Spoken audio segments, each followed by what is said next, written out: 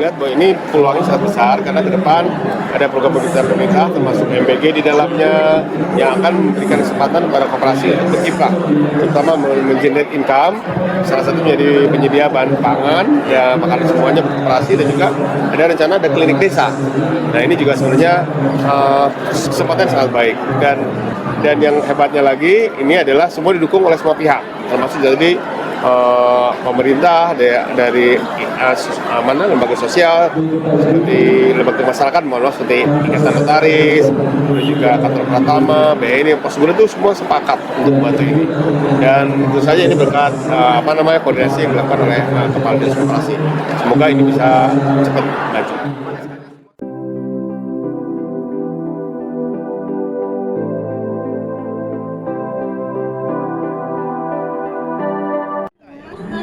Jumlah koperasi Garut sekitar 1.646.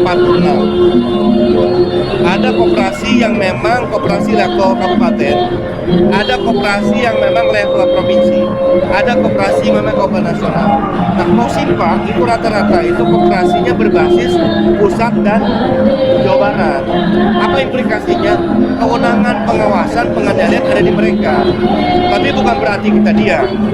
Kami sudah mendeteksi, sudah memberikan semacam teguran sanksi apabila ada koperasi-koperasi yang tadi praktek-praktek bisnisnya tidak sehat, ya, bunganya seperti mencekik. Kadang-kadang juga ini antara koperasi dan koperasi juga. Karena begitu saya dapat, ternyata pas ditanya, dia bukan koperasi.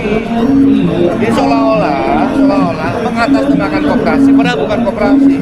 Ada koperasi kan SK Menterinya ada, badan hukumnya ada, izin operasionalnya ada. Jadi kadang-kadang mereka mengatasnamakan koperasi. Nah, dalam konteks ini maka masyarakat penting kalau ada hal seperti itu kita laporkan.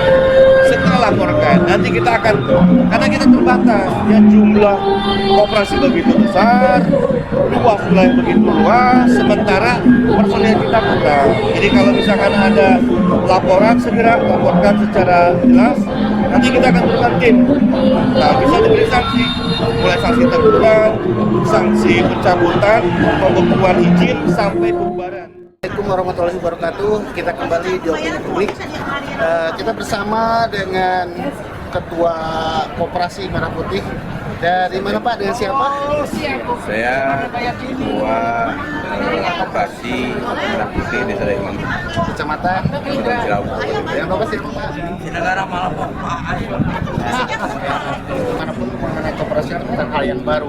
Nah, di sini yang saya perlu sampaikan atau perlu kita berbincang mengenai bagaimana tanggapan bapak-bapak ini dengan adanya program Koperasi Merah Putih yang merupakan salah satu programnya Bapak Presiden kita, Bapak Prabowo. Gagasan dan program-program Pak Presiden sangat baik. Cuman kalau tadi dia ikuti bahwa koperasi ini bukan hal yang baru. Oleh karena itu kita juga merasakan merupakan sebuah tantangan dan kerja yang sangat berat juga.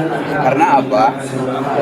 Pemahaman di masyarakat ketika berbicara tentang koperasi itu seolah-olah tempat bersandar untuk peminjaman, gitu ya.